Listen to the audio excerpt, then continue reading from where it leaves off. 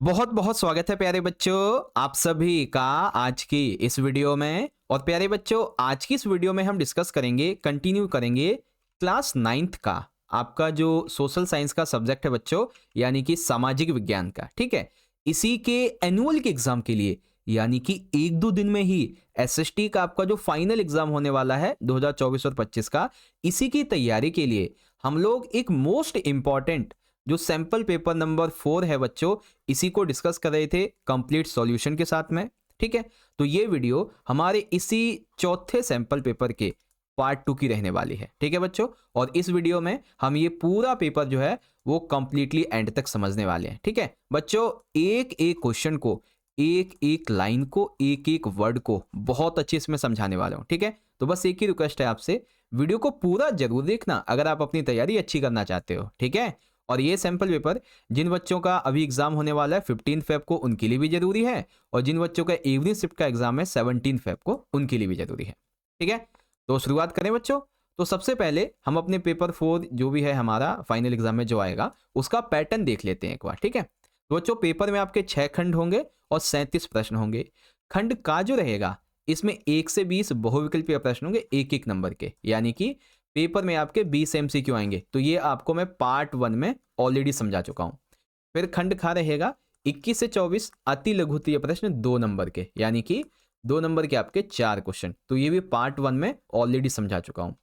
खंड गा में 25 से 29 लघुत्तरीय प्रश्न होंगे आपके 3 नंबर के, यानी कि 3 नंबर के 5 क्वेश्चन। तो ये भी पार्ट 1 में समझा चुका हूं बच्चों। इसीलिए तो कह रहा हूं, अगर आपने पार्ट 1 वीडियो नहीं देखी इस पेपर की तो यहाँ पे आई बटन में आपको मैं लिंक दे दूंगा और वीडियो के डिस्क्रिप्शन बॉक्स में देख लेना जाके। ठीक है, अब जो आज हम समझेंगे वो हमारा खंड घा रहेगा, खंड ना रहेगा और खंड चा रहेगा, यानी कि 30 से 33 दीर्घ प्रश्न जो हमारे 5-5 नंबर के 4 होते हैं वो देखेंगे। ठीक है, और पांचवें खंड में 34 से 36 जो हमारे केस आधारित प्रश्न होते हैं 4-4 नंबर के टोटल 3, ये देखेंगे।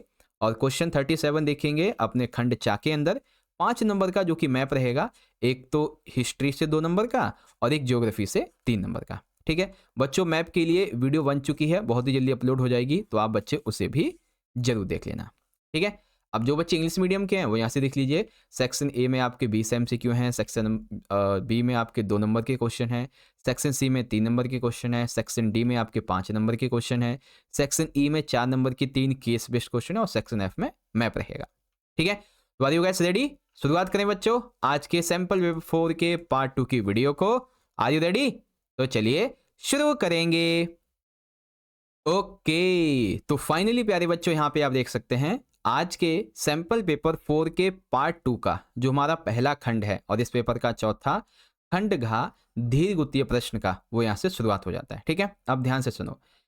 आपकी एसएसटी में जो 4 किताबें हैं, ठीक है, इन चारों ही किताबों से 5-5 नंबर के आपके 4 क्वेश्चन होंगे। ठीक है, लेकिन हर एक प्रश्न में आपको अथवा दिया गया है, चॉइस दिया गया है, इसका मतलब 5 नंबर के 8 क्वेश्चन होंगे। तो बहुत इंपॉर्टेंट है बच्चों ये क्वेश्चंस, बड़े ध्यान से बिल्कुल एंड तक देखना, बहुत अच्छी आपकी तैयारी करवा दूंगा। ठीक है, चलो बच्चों देखिए यहाँ पे हमारा 30वां क्वेश्चन क्या कहता है। 5 नंबर का पहला क्वेश्चन, नाजी जर्मनी में महिलाओं और युवाओं की स्थिति का विस्तार से वर्णन कीजिए। यानी कि जब जर्मनी में नासियों का राज था तो उस समय महिलाओं की, यानी कि फीमेल्स की सिचुएशन कैसी थी, और जो यंगस्टर थे, एडल्ट थे, युवा थे, इनकी स्थिति कैसी थी, इसके बारे में बताना है। ठीक है, तो आ जाओ बच्चों ध्यान से समझते हैं। देखो लिखेंगे नाजी जर्मनी में सबसे पहले युवाओं की स्थिति, ठीक है, और फिर महिलाओं की स्थिति। तो एक एक करके दोनों को समझेंगे। देखो बच्चों, तो नाजी जर्मनी में युवाओं की स्थिति, देखो जर्मन और यहूदियों के बच्चे एक साथ बैठ नहीं सकते थे। युवाओं की स्थिति क्या थी कि जर्मन मूल के और यहूदी मूल के जो बच्चे हैं ना, वो एक साथ बैठ तक नहीं सकते थे, इतना भेदभाव था।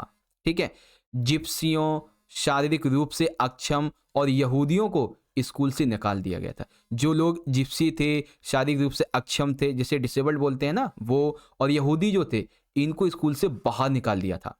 ठीक है, नाजी जर्मनी में स्कूली पाठ्य पुस्तक को फिर से लिखा गया, यानी कि पूरी पाठ्य पुस्तक को, किताब को दोबारा से लिखा गया, नासियों ने अपने हिसाब से लिखवाया, जिसमें नस्लीय भेदभाव को बढ़ावा दिया गया। ठीक है, नासी जो थे वो अपने आप को ज्यादा मानते, अच्छा मानते थे, बाकी सबको बुरा मानते थे या फिर नीच मानते थे। तो नस्लीय भेदभाव किया। इसके अलावा इन्होंने 10 साल की उम्र के बच्चों को युगफोंक में दाखिल करा दिया जाता था, जो एक युवा संगठन था। ठीक है, 10 साल की उम्र के बच्चों को युगफोंक में शामिल कर देते थे। तो एमसीक्यू में आ सकता है बच्चों कि युगफोंक क्या है, बता दोगे ना? ये एक युवा संगठन है जिसमें 10 साल के बच्चों को शामिल किया जाता था। इसके अलावा 14 साल की उम्र में सभी लड़कों को हिटलर यूथ की सदस्यता अनिवार्य कर दी गई थी। यानी कि जो भी जर्मन का बच्चा 14 साल का हो जाएगा, उसके लिए हिटलर यूथ जो संगठन है इसकी सदस्यता लेना अनिवार्य था। तो बच्चों, हम ये कह सकते हैं कि नाज़ी जर्मनी में युवाओं की स्थिति बिल्कुल ही खराब थी। वो एक साथ बैठ नहीं सकते थे, स्कूल से निकाल दिया गया था, भेदभाव बढ़ रहा था और हिटलर की यूथ की सदस्यता लेना जरूरी था। ठीक है, अब जब युवाओं की इतनी स्थिति है तो महिलाओं की क्या स्थिति होगी भाई? क्योंकि महिलाओं की स्थिति तो हमेशा से खराब ही रही है। तो चलो, अब नाज़ी समाज में महिलाओं की स्थिति देखो। महिलाओं यानी कि लड़कियों, लड़कियों को अच्छी माँ और शुद्ध रक्त वाले बच्चों को जन्म देना उनका सर्वप्रथम कर्तव्य बताया गया। नाज़ी समाज में महिलाओं की स्थिति क्या थी? नाज़ी समाज में लड़कियों को यह कहा गया कि तुम एक अच्छी माँ, एक गुड मदर बनो, ठीक है, और तुम एक शुद्ध रक्त वाले बच्चे को जन्म दो, यही तुम्हारा कर्तव्य है। ठीक है, कैसे देंगे अच्छे रक्त वाले बच्चे को जन्म? तो नस्ल की शुद्धता बनाए रखें। ठीक है, तुम्हारी जो एक्चुअल में नस्ल है उसकी शुद्धता बनाए रखें। तुम्हें यहूदियों से दूर रहना है।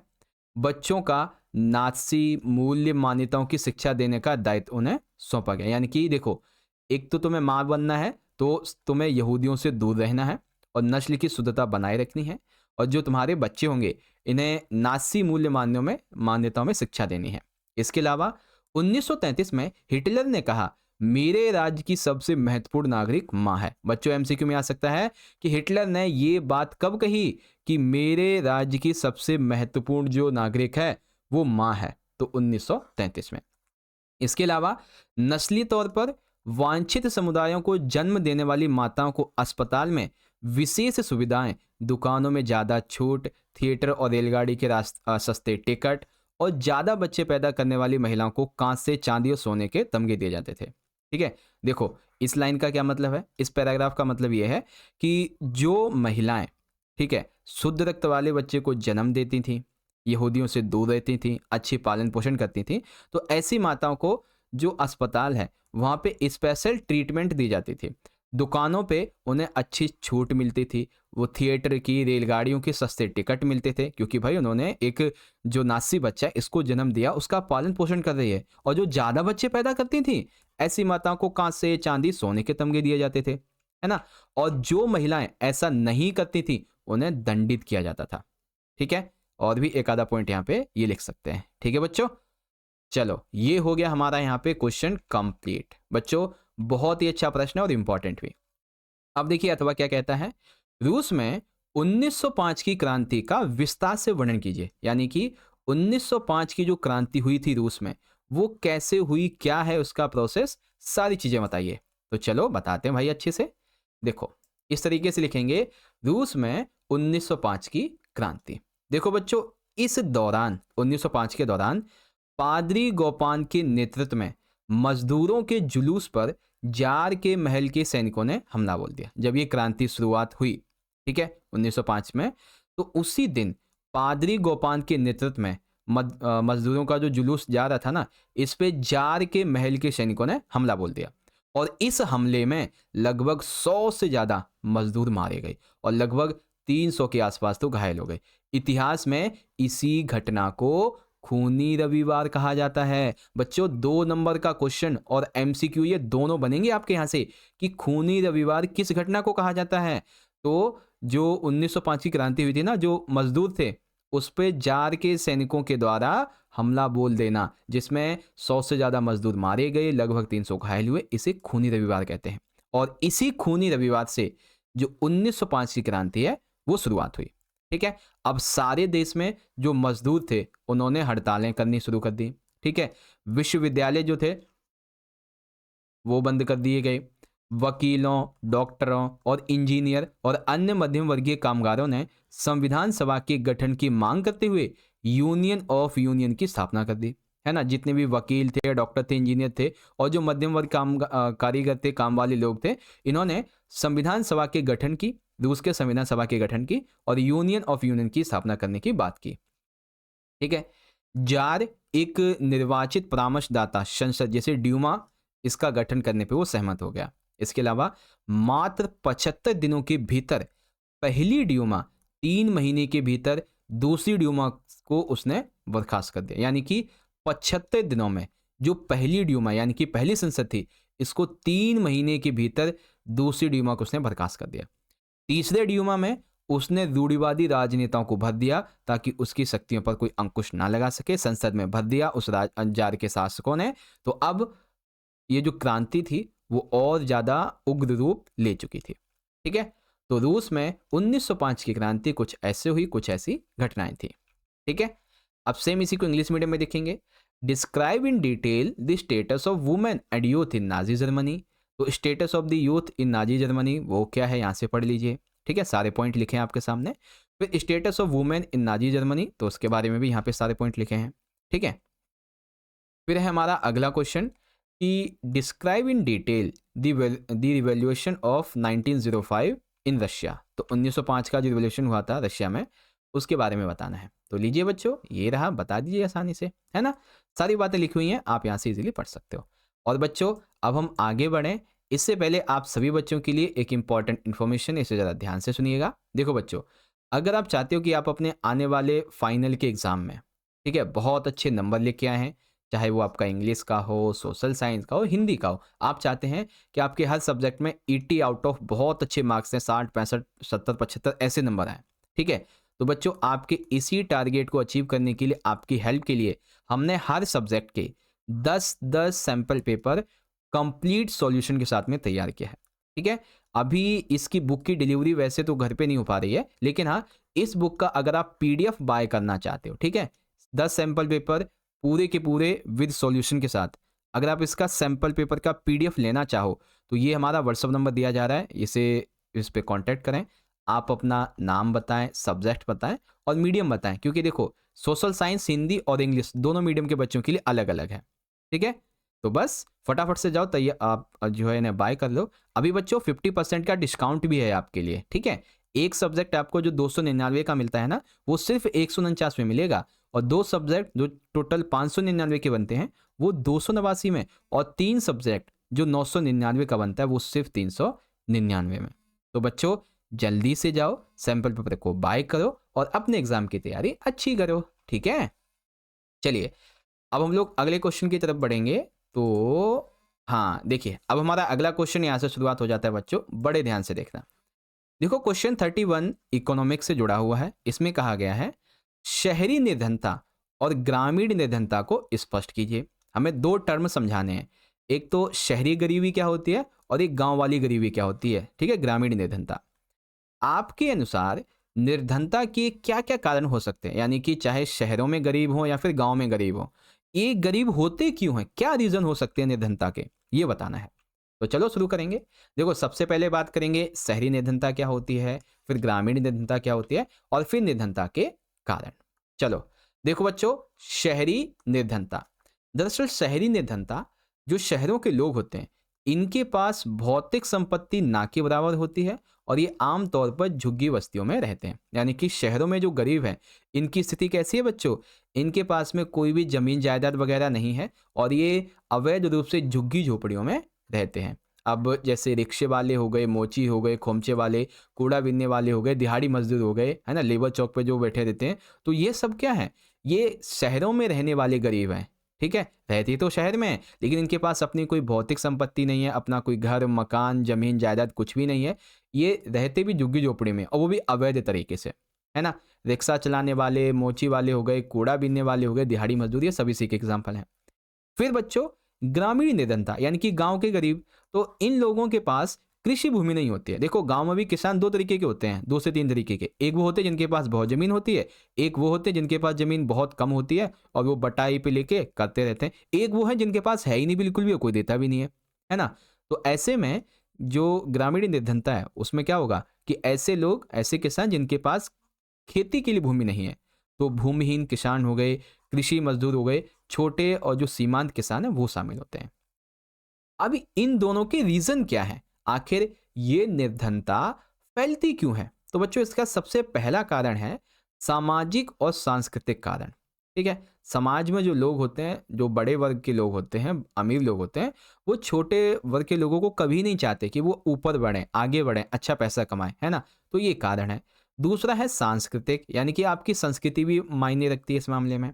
इसके अलावा ब्रिटिश औपनिवेशिक नीतियां, ठीक है, अर्थात देखो, जब भारत पे अंग्रेज शासन करते थे तो अंग्रेज भारत से कपास लेके जाते थे इंग्लैंड, वहां से कपड़ा बना के भारत में भेजते थे। तो इसकी वजह से भारत के जो छोटे छोटे उद्योग थे, हस्तशिल्प, हाथों वाले उद्योग, ठीक है, जिसमें हाथ से काम हो जाता था, तो वो फैक्ट्रियां बंद हो गई, दो खत्म हो गए, तो इसलिए ये निर्धनता बढ़ी। इसके अलावा उच्च जनसंख्या वृद्धि, ये एक बहुत बड़ा कारण है। देखो बच्चों, आपको अगर मान लीजिए कि आपकी जो कमाई है, एग्जाम्पल के लिए आपकी सैलरी है एक महीने की, एग्जाम्पल के लिए 10K, ठीक है, और आपका अभी अच्छे से गुजारा चल रहा है। अब 1 साल बाद, 2 साल बाद, 5 साल बाद आपकी शादी भी होगी, तो आपकी वाइफ भी होगी, ठीक है, फिर आपके बच्चे भी होंगे। तो अब क्या होगा कि क्या आपका 10,000 में गुजारा चल जाएगा? नहीं होगा। अब आपको उसी एक महीने के लिए कम से कम 20,000 तक रुपया चाहिए होगा, है ना? तो जनसंख्या तो बढ़ती जा रही है, लेकिन हमारी जो आर्थिक स्थिति है वो सुधर नहीं रही है, तो जनसंख्या बढ़ना भी एक रीजन है इसका। इसके अलावा भूमि और अन्य संसाधनों का असमान वितरण, क्योंकि देखो बहुत सारे हमारे देश में ऐसे लोग हैं जिनके पास में असंख्यों भूमियां पड़ी हुई हैं और किसी के पास तो भूमि रहने के योग्य तक भी नहीं है। ठीक है, भारत जब आज़ाद हुआ था तो भारत में सरकार को कुछ कल्याणकारी कार्यक्रम चलाने चाहिए थे, उसने चलाए भी, लेकिन इसका प्रभाव पूरे देश में नहीं फैला, है ना? तो ये चीज़ें थी। ओके बच्चों, चलिए, तो हमारा ये क्वेश्चन हो गया, शहरी निर्धनता क्या है, ग्रामीण निर्धनता और निर्धनता होती क्यों है। अब हम इसके दूसरे क्वेश्चन को देखेंगे बच्चों। मानव पूंजी निर्माण में स्वास्थ्य की क्या भूमिका है, इसका विस्तार से आकलन कीजिए। अब पहले आप मानव पूंजी निर्माण समझिए, फिर स्वास्थ्य की भूमिका समझिए, ठीक है? देखो बच्चों, क्या लिखेंगे, स्वास्थ्य का मानव पूंजी निर्माण में योगदान। देखो बच्चों, ध्यान से समझ लेना एक बार, पहले आप ये समझ लो कि मानव पूंजी निर्माण का क्या मतलब है। देखो, मानव पूंजी जैसा कि नाम से पता चलता है, इंसान एक स्वयं पूंजी है, यानी कि मानव स्वयं एक पूंजी है, संसाधन है।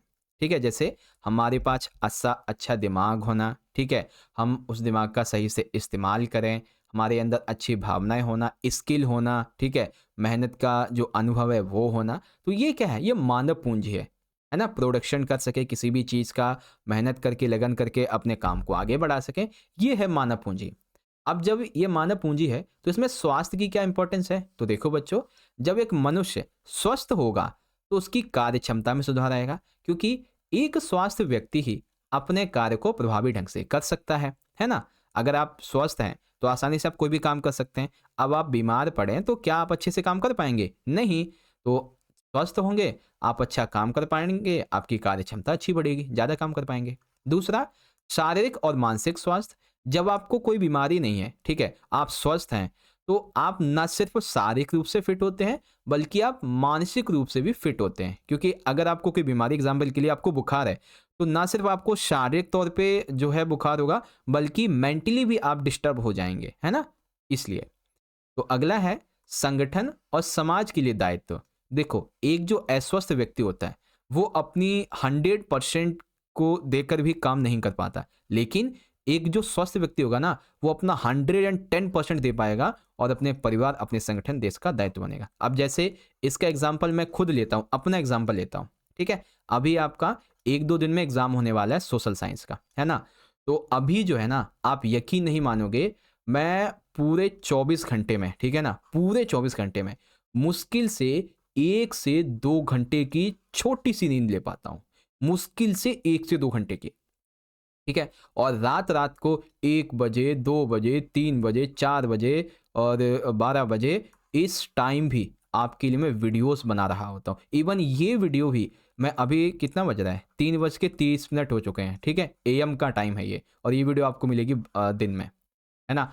तो बच्चों, वही बात है कि एक स्वस्थ व्यक्ति जो होगा ना, वो आसानी से बहुत अच्छे काम कर पाएगा, अपना 110% जो है लगा सकता है, 100% अपने काम में लगा पाएगा। ठीक है, तो बस यही चीज़ थी बच्चों। आई होप आप समझ गए होंगे। इसमें मैंने अपनी बात भी कुछ बता दिया है आपको। चलो, अब देखिए चौथा क्या है, गुणवत्ता में सुधार। एक स्वास्थ्य व्यक्ति जो है वो किसी भी काम की और अपने जीवन में गुणवत्ता में सुधार लाता है। ठीक है, बीमारी से लड़ने की क्षमता। एक जो स्वस्थ व्यक्ति है, सिंपल सी बात है, उसके अंदर जो रोग प्रतिरोधक क्षमता है, इस शक्ति को पहचानने को और सुधारने में मदद करता है। ठीक है, जैसे आपको कोई बीमारी हो गई तो अगर आपके अंदर वो श्वेत रक्त कणिकाएं, ठीक है ना, आपने शायद साइंस में पढ़ा होगा, या फिर जो ब्लड सेल्स ऐसे होते हैं ना जो बीमारी को दूर करते हैं, अगर वो हमारे अंदर हैं तो सिंपल सी बात है हम स्वस्थ रहेंगे। तो यही चीज़ है, बीमारी से लड़ने की क्षमता हमारे अंदर देता है। ओके, तो ये हो गया हमारा मानव पूंजी निर्माण में योगदान स्वास्थ्य का। तो 31 हो गया। अब इसी का इंग्लिश मीडियम देखेंगे। तो explain urban poverty and rural poverty. What are reasons for the poverty according to you. मेरे हिसाब से बहुत कारण है भाई। तो पहले urban poverty, rural poverty and cause of poverty. ठीक, फिर सेकंड क्वेश्चन कि evaluate in detail the role of health in human capital formation. तो देख लेते हैं भाई कैसे करता है। तो सबसे पहले इंप्रूवमेंट करता है हमारी वर्क इफिशिएंसी को, फिजिकली एंड मेंटली हेल्थ हमारी अच्छी बनाता है, responsibility towards organisation and society, improvement in quality, illness fighting. ठीक है, इस तरीके से लिखना था।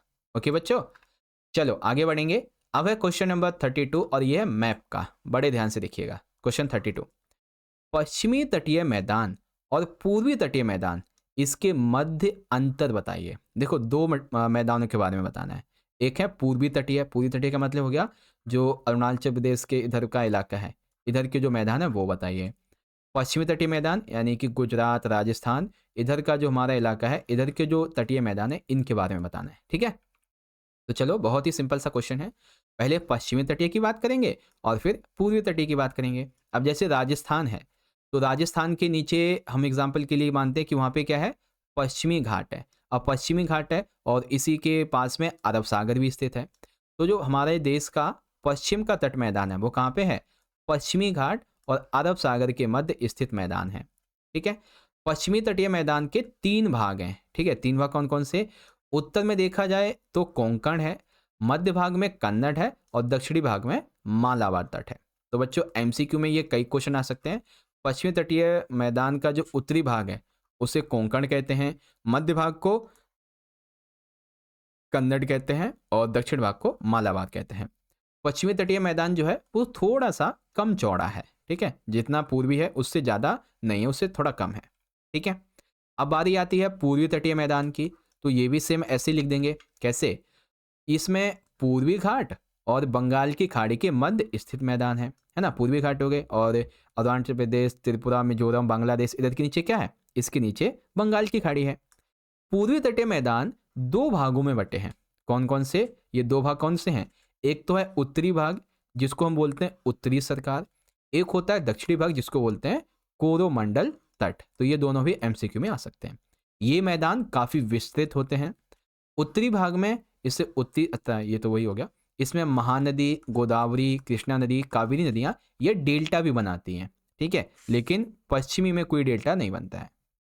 ओके बच्चों, तो देखो एकदम धीरे धीरे करके मैंने आपको बहुत ही इजी तरीके से पूरा क्वेश्चन समझा दिया अच्छे से, है ना। तो एक बार जितने भी बच्चे इस वीडियो को देख रहे हैं ना, एक बार मुझे दिल से कमेंट करके बताओ। ठीक है, सारे बच्चे एक बार ईमानदारी से मुझे कमेंट करके बताओ कि जो क्वेश्चन आपको मैं समझा रहा हूँ बच्चों, क्या आपको ढंग से समझ में आ रहा है कि नहीं। क्योंकि मैं भी जानना चाहता हूँ कि मेरी जो 110% देखकर मैं रात के समय आपके लिए वीडियोज़ भी बना रहा हूँ, क्या इसका आपको ढंग से फ़ायदा हो भी रहा है या नहीं। ठीक है, फटाफट से बच्चों कमेंट में मुझे इस क्वेश्चन का जवाब दो, जल्दी जवाब दो। ठीक, अब इसी का हम क्वेश्चन सेकंड देखेंगे, अथवा वाला। इसमें पूछा गया है, ऐसे जलवायु नियंत्रकों के प्रभाव का विश्लेषण कीजिए जो भारतीय जलवायु को स्वरूप प्रदान करते हैं। यानी कि ध्यान से समझो, हमें जलवायु नियंत्रण के उन प्रभावों का विश्लेषण करना है जिससे भारत की जलवायु स्वरूप प्रदान जो है प्राप्त करती है। तो आओ एक एक करके समझते हैं। हाँ देखो बच्चों, ऐसे जलवायु नियंत्रकों के प्रभाव तो क्या है बच्चों, देखिए ध्यान से समझो। वर्षा का समय व मात्रा, देश की अधिकांश वर्षा मानसूनी पवनों के द्वारा गर्मी के मौसम में होती है। अर्थात जलवायु नियंत्रक में सबसे पहला पॉइंट क्या है कि वर्षा का समय क्या है और वर्षा की मात्रा क्या है। क्यों? क्योंकि देश की अधिकांश वर्षा किसकी होती है, किसकी वजह से? मानसूनी पवनों के द्वारा गर्मी के मौसम में होती है। ठीक है। इसके अलावा असमान वितरण, अर्थात देश में जो वर्षा है वो हर जगह एक जैसी नहीं होती है, कहीं पे बहुत ज़्यादा होती है तो कहीं कहीं कम होती है। अब जैसे एक जगह है मौसिन राम, ठीक है, मौसिन राम जहाँ पे ना सिर्फ भारत की बल्कि पूरे विश्व की सबसे ज़्यादा वर्षा होती है। ठीक है। इसके अलावा राजस्थान चले जाइए, महाराष्ट्र की तरफ, तो यहाँ पे वर्षा बहुत कम होती है। फिर आता है अनिश्चितता। इसका मतलब होता है कि कोई चीज़ निश्चित ना हो। तो भारत में होने वाली जो मानसूनी वर्षा है, इसकी मात्रा कभी भी निश्चित नहीं होती, कभी कम भी हो जाती है, कभी ज़्यादा भी, कभी बाढ़ भी ला देती है, कभी सूखा ही पड़ा रहता है, कभी मौसम ही नहीं आता, है ना? फिर मानसूनी विस्फोट, अर्थात मानसूनी वर्षा अत्यधिक मात्रा में और कई दिनों तक जब लगातार होती है, तो इससे मानसूनी विस्फोट बोला जाता है। ठीक है, जैसे बम नहीं फटता एकदम बम से, है ना? तो वैसे ही कई बार मानसूनी वर्षा बहुत अधिक मात्रा में होती है, कई दिनों तक लगातार होती रहती है, उससे बाढ़ भी आ सकती है इसीलिए। पांचवा है शुष्क अंतराल, यानी कि कई बार शुरुआत में मानसूनी वर्षा लगातार ना होके कुछ दिन या फिर सप्ताह के अंतराल में होती है। जैसे जून जुलाई के महीने में क्या होता है कि वर्षा जो है एक दो दिन में, हफ्ते दिन में होती रहती है। तो छोटे छोटे जो अंतराल हैं वो इसका एग्जाम्पल है। ठीक है। तो बच्चों, हमारे देश में जो जलवायु नियंत्रक के रीजन है वो कौन कौन से हैं? वर्षा का समय और वर्षा का देश में बंटना। ठीक है। वर्षा का असमान वितरण है, वर्षा अनिश्चित है, वर्षा में मानसून प्लस विस्फोट आता है कई बार, और अंतराल भी छोटे छोटे होते हैं इस तरीके से। ठीक है। तो यहाँ पे हमने अपने दोनों ही क्वेश्चन समझ लिए हैं, पश्चिमी तटीय मैदान, पूर्वी तटीय मैदान, जलवायु नियंत्रक। ओके। अब इंग्लिश में explain the difference between the western coastal plain and the eastern coastal plain. तो दोनों के बारे में आप यहाँ से देख लो, पहले वेस्टर्न कोस्टल प्लेन और फिर ईस्टर्न कोस्टल प्लेन। अगला question, analyse the effect of such climate regulators which shape the Indian climate. तो वो कौन कौन से क्लाइमेट रेगुलेटर्स हैं जो इंडियन क्लाइमेट को शेप देते हैं। ठीक है, तो देख लीजिए, यहाँ पे ये लिखा हुआ है। सबसे पहला है time and the amount of rainfall, uneven destruction, uncertainty, monsoon burst and dry interval. इस तरीके से ये पॉइंट है आपके। ठीक है। चलो बच्चों, अब आ गया है क्वेश्चन नंबर 33 और ये है पॉलिटिकल साइंस से संबंधित और बहुत ही अच्छा है बच्चों, बस ध्यान से इसको समझें। देखो क्या कहा गया है, स्वतंत्रता के अधिकार में जो अनुच्छेद 19 है, इसमें बताई गई स्वतंत्रताओं का वर्णन कीजिए। यानी कि देखो, हमारे संविधान में हमें 6 मौलिक अधिकार दिए गए हैं, जिसमें से हमारा जो दूसरा मौलिक अधिकार है वो है स्वतंत्रता का मौलिक अधिकार है। अब इसी का जो अनुच्छेद 19 है ना, इसमें हमें कुछ स्वतंत्रताएं दी गई हैं, कुछ फ्रीडम, कुछ लिबर्टी दी गई हैं, उनके नाम हमें लिखने हैं। ठीक है। तो टोटल बच्चों, हमारे स्वतंत्रता के अधिकार अनुच्छेद 19 में हमारे वाक्य यानी कि बोलने से संबंधित कुछ अधिकार, कुछ स्वतंत्रताएं दी गई हैं और वो टोटल हैं 6। कौन कौन सी हैं? सबसे पहला है कि जो भी भारत का नागरिक है वो अपने विचार रख सकता है, किसी के सामने भी अपने विचारों को रखने की आज़ादी है। ठीक है। और उसको बोलने की आज़ादी है। दूसरा, भारत के नागरिक को शांतिपूर्ण ढंग से एकत्र होने की भी आज़ादी है। यानी कि भारत का जो व्यक्ति है ना, वो 2-4 व्यक्ति एक साथ मिलकर शांतिपूर्वक इकट्ठे भी हो सकते हैं। इसके अलावा भारत के नागरिक को अपना कोई भी संगठन, जैसे युवा संगठन बना लिया, कोई संघ बना लिया, तो इसका भी उसे राइट है। इसके अलावा भारत का नागरिक देश में कहीं पे भी आ जा सकता है और इसे देश के किसी भी क्षेत्र में जो है व्यापार करने की, काम करने की स्वतंत्रता है। ये देश में कहीं भी रह सकता है और कहीं भी बस सकता है। तो 6 प्रकार की हमारी स्वतंत्रता है। कौन कौन सी? विचार और अभिव्यक्ति की, शांतिपूर्ण ढंग से एकत्र होने की, संगठन और संघ बनाने की, देश में कहीं भी आने जाने की, व्यवसाय की, ठीक है, देश में कहीं भी रहने की, बसने की। इस तरीके से ये 6 स्वतंत्रताएं बच्चों हमारे यहाँ पे दी गई हैं। ठीक है।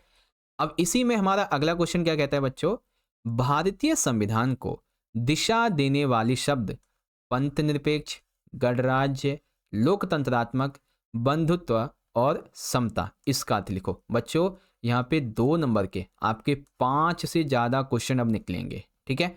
तो हमें क्या करना है, हमारे भारतीय संविधान में ना कुछ शब्द दिए गए हैं, जैसे पंथ निरपेक्षता हो गई, गणराज्य हो गया, लोकतंत्रात्मक हो गया, बंधुता हो गया और ये समता हो गई। तो इसके मीनिंग हमें लिखने हैं। ठीक है। तो बच्चों देखो, हमारी जो भारत का संविधान की प्रस्तावना है, उसमें 7 से 8 शब्द लिखे हैं। कौन-कौन से? हम भारत के लोग, प्रभुत्व संपन्न, समाजवादी, पंथ निरपेक्ष, लोकतंत्रात्मक, गणराज्य, न्याय, स्वतंत्रता, समानता और बंधुता। ये कुछ 10 शब्द हैं जो हमारे उसमें लिखे गए हैं। ठीक है? तो आपको मैं सारे समझाऊँगा, अब ध्यान से देखना। यहाँ पे आपके बहुत सारे एमसीक्यू पूरे हो जाएँगे, साथ ही 2 नंबर के 10 क्वेश्चन भी। ठीक है? ध्यान से देखना बच्चों। देखो, हमारा सबसे पहला यहाँ पे क्या कहता है? सबसे पहला कहता है, हम भारत के लोग। इसका अर्थ ये है कि भारत के संविधान का निर्माण जनता ने अपने प्रतिनिधियों के द्वारा किया है, ना किसी राजा या बाहरी आदमी ने। तो इस शब्द का क्या मतलब है कि हमारा संविधान हमारे ही देश के जो चुने हुए व्यक्ति थे उन्होंने किया था। ठीक है? जैसे संविधान सभा में 389 सदस्य थे, फिर भारत पाकिस्तान का विभाजन हो गया तो 299 बचे थे, साइन हुआ तो 284 सदस्य बचे थे। तो इसी तरीके से हमारे भारतीय संविधान को हमारे ही देश के लोगों ने बनाया। ठीक है? किसी राजा या किसी आदमी ने नहीं। ओके। फिर प्रभुत्व संपन्न, लोगों को अपने से जुड़े हर फैसले लेने का पूरा अधिकार है। भारत सरकार को कोई भी बाहरी शक्ति आदेश नहीं दे सकती। यानी कि प्रभुत्व संपन्न का मतलब ये हो गया कि भारत जो है एक देश, इसमें भारत किसी भी कंट्री के फैसले पर नहीं चलेगा। भारत अपना आदेश लेगा खुद। ठीक है? क्योंकि उसके पास अपना संविधान है, उसे अपने फैसले लेने का अधिकार है, देश को भी और देश के नागरिकों को भी। हमें जैसे अधिकार है ना अपने फैसले लेने का, वैसे ही। फिर समाजवादी, इसका मतलब क्या होता है कि समाज में जो संपत्ति है ये सामूहिक रूप से पैदा होती है और समाज में उसका बंटवारा सामूहिक रूप से होना चाहिए। सरकार जमीन और संपत्ति से जुड़े कानून इस तरह बनाए कि सामाजिक और आर्थिक असमानताएं कम हो। तो समाजवाद का मतलब ये हो गया कि समाज में एक तरह से जो भी संसाधन है वो सभी समूहों को बराबर मिल सके, ऐसी कुछ कानून बनाए जाए सरकार के द्वारा। ठीक। फिर है बच्चों पंथ निरपेक्ष, इसका मतलब हो गया जिसे धर्म निरपेक्षता भी कहते हैं। तो लोगों को किसी भी धर्म को मानने की पूरी स्वतंत्रता है भारत में। व्यक्ति कोई भी धर्म मान सकता है। भारत का अपना कोई आधिकारिक धर्म नहीं है। ठीक है? जैसे किसी भी देश का आधिकारिक धर्म, जैसे मान लेते हैं किसी का मुस्लिम है, किसी का यहूदी है, लेकिन भारत का कोई धर्म नहीं है। भारत का क्या धर्म है? सिर्फ सभी धर्म समभाव। ठीक है? आपने एक शब्द सुना होगा ज्यादातर, सर्व धर्म समभाव, है ना? ये शब्द सुना होगा। तो भारत इसी सिद्धांत पे चलता है। भारत के लिए सभी धर्म समान है। भारत का अपना कोई आधिकारिक धर्म नहीं है। ठीक है? फिर छोटे-छोटे और पॉइंट हैं, जैसे लोकतंत्रात्मक, यानी कि शासन का ऐसा स्वरूप जिसमें लोगों को समान राजनीतिक अधिकार प्राप्त हों। लोग अपना जो शासक है उसका चुनाव कर सकें। जैसे हम वोट देते हैं ना, तो वोट के माध्यम से हम अपने शासक का चुनाव करते हैं, तो वो इसी का एग्जाम्पल है। फिर गणराज्य, तो शासन का प्रमुख जो भी होगा, जैसे हमारे पीएम, वो जनता के द्वारा चुने हुए व्यक्ति होंगे, ना कि किसी वंश या फिर राजा या खानदान का होगा। फिर न्याय आ जाता है। नागरिकों के साथ उनकी जाति, धर्म, लिंग, संस्कृति, इन सभी के आधार पे जब कोई भेदभाव ना हो उसे न्याय बोलेंगे। ठीक है? कानून के समक्ष समानता भी न्याय होता है। और स्वतंत्रता तो सभी को पता है, लोगों को अपने विचारों की अभिव्यक्ति की पूरी आज़ादी है। इस पर कोई पाबंदी नहीं लगाई जा सकती है। यही है हमारी फ्रीडम। इसके अलावा समानता, तो कानून के समक्ष सभी व्यक्ति समान है, चाहे जो भी हो, किसी भी धर्म का हो, कितना भी अमीर गरीब हो, सभी कानून के समक्ष समान है। ठीक है? इसके अलावा बंधुता, हम सभी एक ऐसा आचरण अपनाएं कि हम सभी एक ही परिवार के सदस्य हों और कोई भी नागरिक किसी दूसरे को कमतर ना समझे। यानी कि एक भारतीय होने के नाते हमें ऐसा आचरण, ऐसी स्थिति अपनानी होगी कि हमें ऐसा लगना चाहिए हम भारत हमारा एक परिवार है और इस परिवार की ये सभी हमारे बंधु बांधव, हमारे भाई बहन, माता पिता और हमारे आदरणीय हैं। है ना? इस तरीके से। तो बच्चों छोटे-छोटे यहाँ पे बहुत सारे की पॉइंट हैं और मैंने आपको एक-एक को बहुत ही ईज़ी तरीके से और बहुत ही इम्पोर्टेंट और आसानी से आपको समझा दिया है। ठीक है? आ गया समझ? चलो ये हो गया हमारा। अब जो बच्चे इंग्लिश मीडियम के हैं, एक बार आप यहाँ से देख लीजिए कि describe the freedoms mentioned in article 19 in the right to freedom. तो हमारी टोटल 6 हैं यहाँ पे। ठीक है? अब कौन-कौन सी हैं वो भी आप देख सकते हैं। Write the meaning of the words secular, republic, democratic, fraternity and equality that give direction to the Indian constitution. तो वैसे तो यहाँ 5 पूछी गई, लेकिन मैंने आपको 10 बताई। कौन कौन सी?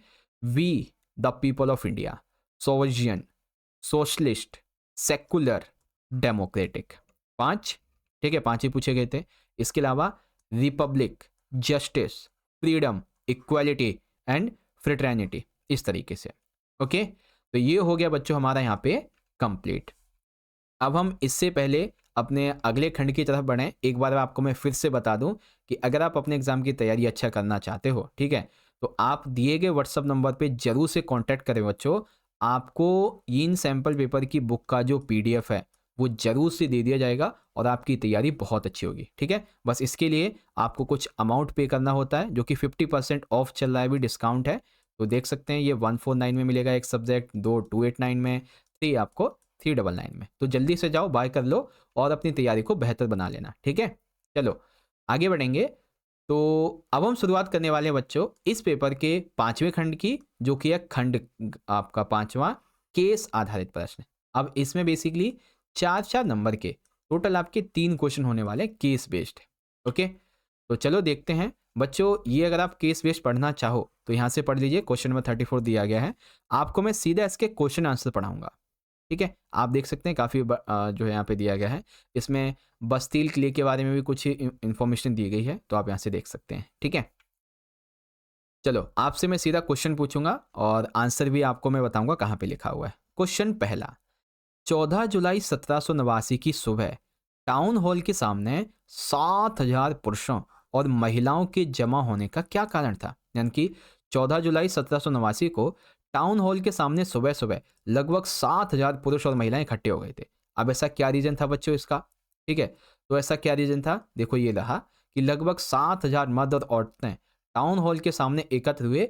उन्होंने एक जन सेना के गठन का निर्णय किया, ठीक है। और क्या अफवाह थी, अफवाह थी कि वह सेना के नागरिकों पर गोलियां चलाने का आदेश देने वाला, इसीलिए वो एकत्र हुए थे, ठीक है। तो कैसे लिखेंगे, ये 14 जुलाई 1789 की सुबह 7,000 पुरुष और महिलाएं बेस्टिल किले में संग्रहित हथियारों और गोला बारूद के आत्मसमर्पण की मांग करने के लिए पेरिस के टाउन हॉल में एकत्रित हुए थे। अगला क्वेश्चन, पेरिस के लोग बस्तील से घृणा क्यों करते थे। अभी इसका आंसर भी आपको यहीं पे मिल जाएगा कि पेरिस के लोग जो बस्तील है, यहाँ पे देखेंगे ये रहा, बस्तील से आखिर ये लोग घृणा क्यों करते थे, ठीक है। तो देखो, सम्राट की निरंकुश शक्तियों का प्रतीक होने के कारण बस्तील किला लोगों की घृणा का केंद्र था। सम्राट निरंकुश शक्तियों की तरीके से मतलब सरकार जो है ना निरंकुश शक्तियों से शासन करता था, तो ये उसका प्रतीक था। इसीलिए इस किले को ढहा दिया गया और उसके अवशेष बाजार में उन लोगों को बेच दिए गए जो इस ध्वंस और बतौर स्मृति चिन्ह संयोजना चाहते थे, ठीक है। तो बस सेम वही चीज है कि यह शाही अत्याचार और मनमानी शक्ति का प्रतीक था। यह एक ऐसी जेल थी जहां लोगों को बिना मुकदमे के बंद किया कर दिया जाता था और उन्हें फिर प्रताड़ित भी किया जाता था। किले ने बड़प्पन और आम लोगों के बीच असमानता का भी प्रतिनिधित्व किया, क्योंकि बेस्टिल में कैदी अक्सर निम्न वर्ग के सदस्य होते थे जिन्हें सरकार के खिलाफ बोलने के लिए गिरफ्तार किया जाता था। अब सबसे आखिरी क्वेश्चन बच्चों यह है कि बेस्टिल के तूफान के साथ शुरू हुई घटनाओं का अंतिम परिणाम क्या था। यानी कि बेस्टिल के तूफान के साथ में जो घटनाएं शुरू हुई उसका आखिर परिणाम क्या निकला। तो देखो बच्चों, बेस्टिल की घटना के साथ में शुरू हुई घटनाओं का परिणाम था फ्रांसीसी क्रांति। तो इसकी वजह से कौन सी क्रांति हुई थी बच्चों, फ्रांसीसी।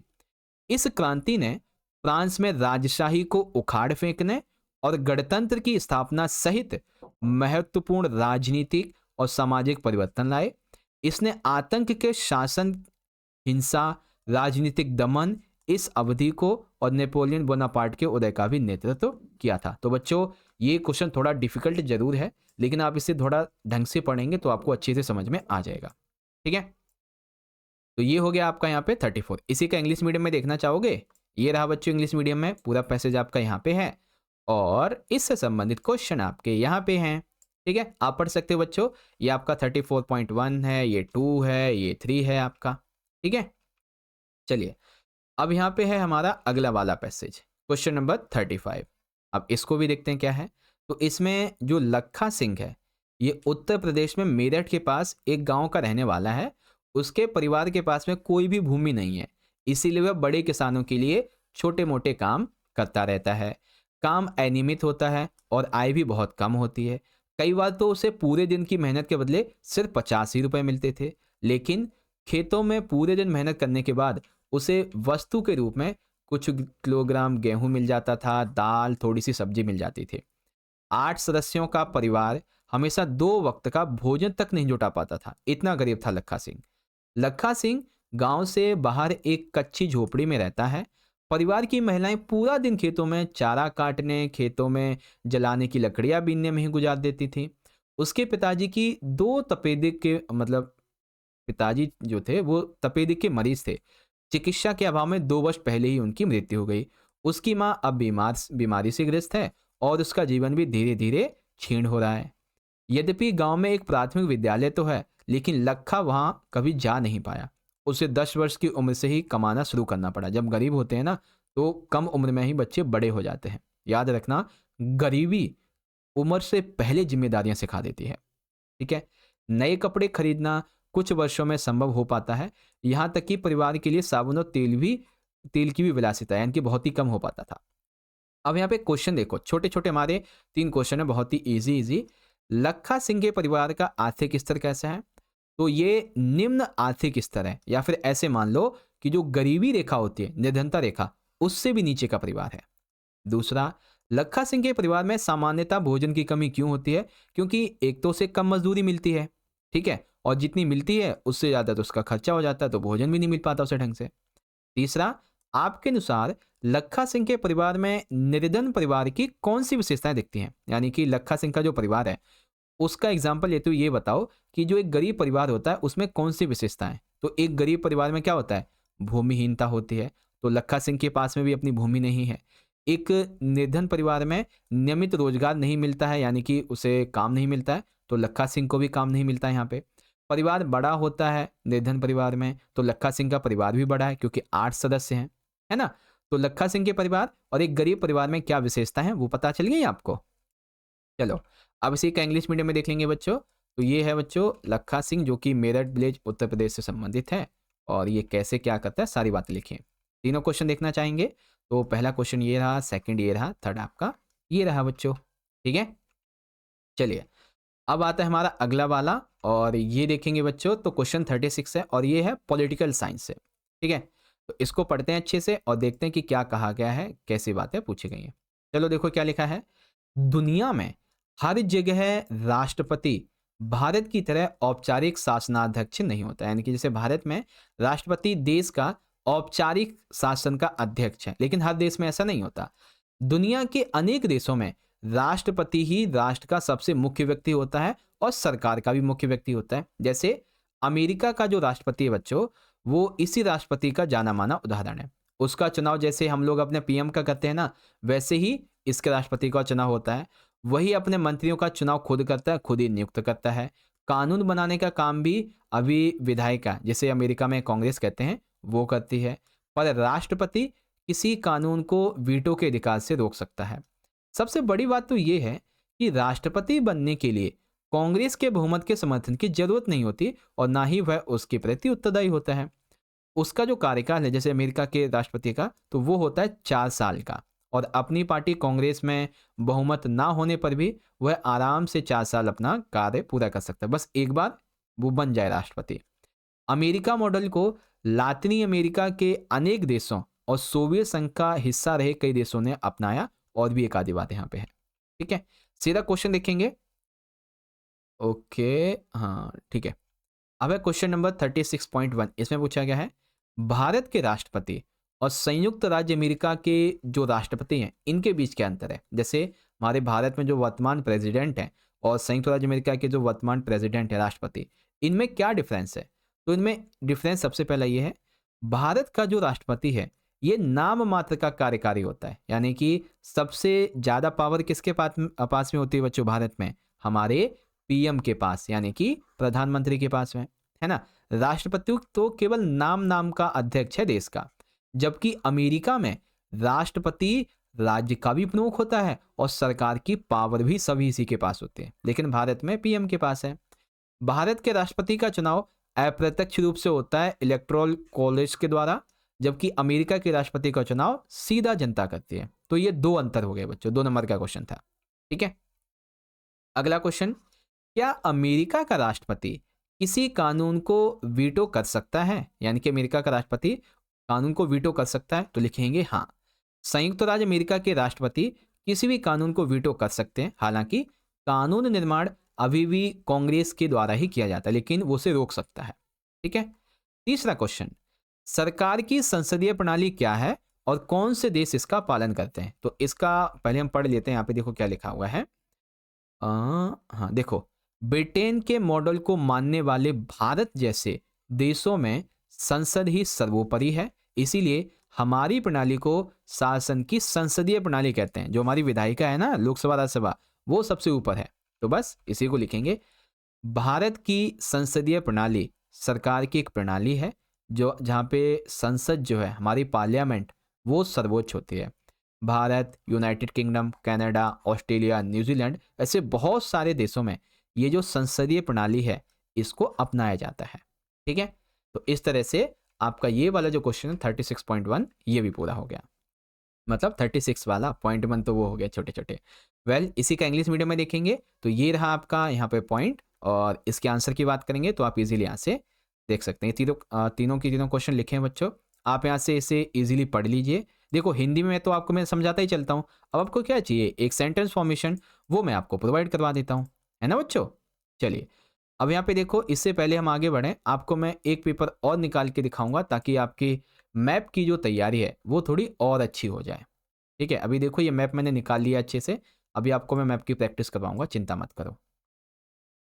ठीक है, तो हमारा पेपर कहाँ गया, ये रहा। ठीक है, ओके, तो प्यारे बच्चों, आज की इस वीडियो का सबसे आखिरी खंड, खंड नंबर 4, मानचित्र आधारित प्रश्न, वो यहाँ से शुरुआत हो जाता है। और एक चीज़ बच्चों, मैप के लिए मैंने अलग से 2 वीडियोस बना रखे हैं, बहुत ही जल्दी अपलोड हो जाएंगे, और उनका लिंक भी मैप का वीडियो का यहाँ पे आई बटन में आपको देखने को मिल जाएगा, तो जरूर देख लेना। ठीक है, चलो देखते हैं कैसे क्या रहेंगे। तो क्वेश्चन नंबर 37 में, विश्व के दिए गए राजनीतिक रेखा मानचित्र पर 2 स्थान ए और बी अंकित किए गए हैं। चलो एक बार देख लेते हैं। हाँ ठीक है, ए और बी यहाँ पे अंकित कर दिए गए। ठीक है, अब इन दोनों स्थानों की पहचान दिए गई विशेषताओं के आधार पे करो। तो जो हमारा ए वाला स्थान है, ये प्रथम विश्व युद्ध के दौरान एक मित्र शक्ति है, यानी कि जो फर्स्ट वर्ल्ड वॉर हुआ था उस दौरान ये क्या थी, ये थी बच्चों एक फ्रेंडली पावर। ठीक है, जो बी वाला पॉइंट है, ये द्वितीय विश्व युद्ध के दौरान एक धुरी शक्ति थी। ठीक है, यानी कि पिवोट पावर थी। तो देखते हैं, फर्स्ट वर्ल्ड वॉर में ये जो आपको दिख रही है मित्र शक्ति, ये है यूएसए। सेकेंड वर्ल्ड वॉर में ये जो बी आपको दिख रहा है, ठीक है, बी, ये क्या है, इंग्लैंड। तो बस इसी को यहाँ पे लिख देंगे, मैप इंग्लैंड नहीं, इटली है, इंग्लैंड तो ऊपर है बच्चों। ठीक है, यूनाइटेड किंगडम ऊपर है। तो फर्स्ट वर्ल्ड वॉर में ये है मित्र शक्ति, ठीक है, यूएसए, और सेकेंड वर्ल्ड वॉर में ये है धुरी शक्ति जो कि आपका इटली। और इसी को अब मैं आपको थोड़ा ढंग से समझा देता हूँ। ठीक है, देखो मैप मैंने बड़ा कर दिया ना, अब आपको थोड़े जो स्टेट्स है ना वो यहाँ पे और मैं बता देता हूँ अच्छे से। देख लो एक बार, ध्यान से समझ लो मैं क्या बता रहा हूँ। ठीक है, बड़े ध्यान से देखो बच्चों, यहाँ पे ये वाला जो आपका एरिया है, ये जहाँ पे अभी मैं डॉट डाल रहा हूँ, ये क्या है बच्चों, ये है आपका फ्रांस। याद कर लेना जो मैं आपको देश बता रहा हूँ। फिर ये जो आपका है ये वाला, ये क्या है बच्चों, ये है इंग्लैंड। ठीक है, ऐसे करके आप याद कर लो, ये इंग्लैंड है। फिर ये वाला जो आपका स्टेट है, स्टेट नहीं कंट्री, ये है जर्मनी। ठीक है, जर्मनी। और यहाँ पे देखेंगे तो इधर नीचे की तरफ में ऑस्ट्रिया वगैरह होता है। ओके, तो बस ये छोटी सी इंफॉर्मेशन और थी आपके लिए जो कि समझ गए होंगे, है ना। चलो एक मैप की प्रैक्टिस और करवा देता हूँ आपकी, जो कि पिछली वीडियो में आपको मैंने करवाया था। जैसे कि यहाँ पे आप देखेंगे, मैप का क्वेश्चन है कि प्रथम विश्व के दौरान एक केंद्रीय शक्ति और द्वितीय विश्व के दौरान एक ध्रुवीय शक्ति। तो केंद्रीय शक्ति आप यहाँ पे देखेंगे तो ये है आपकी ऑस्ट्रिया, और ध्रुवीय शक्ति जो है यहाँ पे ये है जापान, है ना। तो केंद्रीय शक्ति फर्स्ट वर्ल्ड वॉर में ऑस्ट्रिया यानी कि हंगरी, और ये है आपका जापान। ठीक है, अब इसी तरीके से आपको अभी मैं मैप करवाऊंगा, और जो कि इंडिया वाला रहेगा। चलो शुरू करते हैं। तो देखो बच्चों, इंडिया के मैप पे आपको क्या करना है, भारत के राजनीतिक रेखा मानचित्र में निम्नलिखित पर्वत चोटियों को उपयुक्त चिन्हों से अंकित कीजिए और नाम लिखिए। तो यानी कि हमें कुछ पर्वत चोटियां दी गई हैं, इनको अंकित करना। जैसे कि K2 कहाँ पे है बच्चों, कंचनजंगा कहाँ पे है, और जो अनाईमुडी है ये कहाँ पे है। ठीक है, तो देखो यहाँ पे हमें खाली मैप दे दिया गया है, ये रहा। अब हमें इसे भरना है। तो देखो बच्चों यहाँ पे ये रहा। अब इस मैप में आपके कई सारे मैप यहाँ पे मैं एक बार में आपको समझाऊंगा अच्छे से, ठीक है, बस आप ध्यान से देखना। देखो बच्चों सबसे पहला पॉइंट क्या था, K2 कहाँ पे है, तो K2 है बच्चों ये देखो, ये रही यहाँ पे, ठीक है। K2 आपकी है जम्मू कश्मीर। उसके बाद K2 के बाद में क्या था हमारा यहाँ पे, K2 कंचनजंगा और अनाईमुडी, है ना। अब कंचनजंगा कहाँ पे बच्चों, ये रही कंचनजंगा, है ना, इस वाली जगह पे आपकी कंचनजंगा है। फिर अनाईमुडी आपसे पूछा गया था, तो अनाईमुडी जो है ना यहाँ पे है, बिल्कुल नीचे इस वाली जगह पे, ठीक है, यहाँ पे। अब देखो आपसे कुछ क्वेश्चन मैप के एक्स्ट्रा मैं समझाने वाला हूँ, इसको आप ध्यान से सुनना। मैं इसको थोड़ा बड़ा कर दूं क्या मैप को, हाँ सर थोड़ा बड़ा कर दो तो दिखेगा अभी। चलिए देखो, अब आपसे पेपर में ये पूछा जाए बच्चों, बताइए भारत का मरुस्थल कहाँ पे है, तो कहाँ पे बच्चों, इस वाली जगह पे। और ये कौन सा राज्य है हमारा, ये है राजस्थान, ठीक है। उसके बाद आपसे पूछा जाए हमारे भारत की गारो खासी जयंती, ये 3 पहाड़ियाँ कहाँ पे हैं, तो ये 3 पहाड़ियाँ इस जगह पे हैं, ठीक है, ये वाली जगह। और ये वाली जगह कौन सी है बच्चों, ये वाली जगह क्या बोलते हैं आपका, हिमाचल, हिमाचल प्रदेश, ठीक है। नहीं सर हिमाचल ये नहीं, ये तो मेघालय है। क्या बात है बच्चों, सही गैस किया, ये आपका मेघालय है, हिमाचल तो ऊपर की तरफ है, ठीक है। फिर आपसे पूछा जाए बच्चों कि बताइए लक्षद्वीप कहाँ पे है, तो लक्षद्वीप बच्चा आपकी इधर की तरफ है, ये रहा, ये आपके लक्षद्वीप है। अंडमान निकोबार द्वीप समूह का है, तो ये बंगाल की खाड़ी की तरफ यहाँ पे दिए गए हैं, ठीक है। इसके अलावा पिछली वीडियो में आपको मैंने कुछ मैप और करवाए थे, तो उसको भी आपको मैं एक बार दिखा देता हूँ ताकि प्रैक्टिस और हो जाए मैप की। जैसे कि देखो ये काराकोरम, जास्कर, शिवालिक श्रेणी, अरावली श्रेणी, विंध्या, सतपुड़ा, पश्चिमी घाट, पूर्वी घाट, तो ये सब कुछ यहाँ पे आपको मैंने समझा रखा है, ठीक है। जैसे कि काराकोरम कहाँ पे है आपका, भारतीय मरुस्थल कहाँ पे है, अरावली श्रेणी कहाँ पे, कोंकण कहाँ पे है, पश्चिमी घाट, पूर्वी घाट कहाँ पे है ना। सारी चीज़ें आपको समझा रखी हैं बहुत अच्छे तरीके से पहले ही। ओके बच्चों, तो बस आज की इस वीडियो के लिए इतना ही, और यहाँ पे हमारा आज का ये पेपर हो जाता है पूरा। और आशा करता हूँ बच्चों कि आपको सैम्पल पेपर 4 जो है, एक सेकेंड ये थोड़ा वैसा हो गया, वेट अ मिनट, ठीक है, सैम्पल पेपर 4 जो है बच्चों, ये पूरा का पूरा अब बहुत अच्छे से समझ में आ गया होगा, ठीक है। अब आपको ये वीडियो अच्छी लगी है ना बच्चों, तो फटाफट से इस वीडियो को एक प्यारा सा लाइक जरूर कर देना, क्योंकि बच्चों आपका एक लाइक हमें बहुत मोटिवेट करता है ऐसे ही वीडियोस को बनाने के लिए, ठीक है। और ज़्यादा से ज़्यादा इस वीडियो को अपने सभी दोस्तों में शेयर करना, और सारे बच्चे ईमानदारी से मुझे कमेंट बॉक्स में अपना फीडबैक जरूर लिख के बताना कि सर जी आप जो सैम्पल पेपर करवा रहे हो, आपको हमारे इन पेपर से कितनी जो है तैयारी करने में मदद मिल रही है, ठीक है ना, प्रिपरेशन के लिए। क्योंकि देखो मैं तो रात रात भर जाग के 24-24, 36-36 घंटे जाग के आपके लिए सैम्पल क्वेश्चन पेपर बनाता हूँ, फिर उनकी वीडियोस बनाता हूँ, फिर उन्हें अपलोड करता हूँ, सेट करता हूँ, तो बहुत मेहनत लगती है इन चीज़ों में, ठीक है। तो वाकई में लिटरली मैं आपका जानना चाहता हूँ फीडबैक क्या है हमारी इस मेहनत के बारे में, और आप क्या सोचते हैं, फटाफट से कमेंट में बताएं, ठीक है। और जाने से पहले आप सभी बच्चों को फिर से एक बार मैं इन्फॉर्म कर दूं कि आप अगर अपने एग्जाम की तैयारी अच्छी करना चाहते हो, तो आपको हम एक व्हाट्सअप नंबर दे रहे हैं, इस पर कॉन्टैक्ट कर लेना। और इन सैम्पल पेपर के जो बुक रहेगी, ठीक है, बुक उसी का जो PDF है बच्चों, उससे आप इजीली बाय कर सकते हो, ठीक है। आप देखेंगे तो 50% का डिस्काउंट भी मिल जाएगा आपको, एक सब्जेक्ट 149 में, 2 सब्जेक्ट 289 में, और 3 सब्जेक्ट इंजेक्ट 399 में। तो जल्दी से जाओ, हिंदी इंग्लिश दोनों मीडियम में अवेलेबल है, जल्दी से बाय कर लो, ठीक है। तो बस बच्चों आज की इस वीडियो के लिए इतना ही, मिलेंगे आपसे सैम्पल पेपर नंबर 5 की वीडियो के साथ। तब तक के लिए पढ़ते रहिए, अपना ख्याल रखिएगा, बहुत बहुत धन्यवाद। जय हिंद, जय भारत, वंदे मातरम।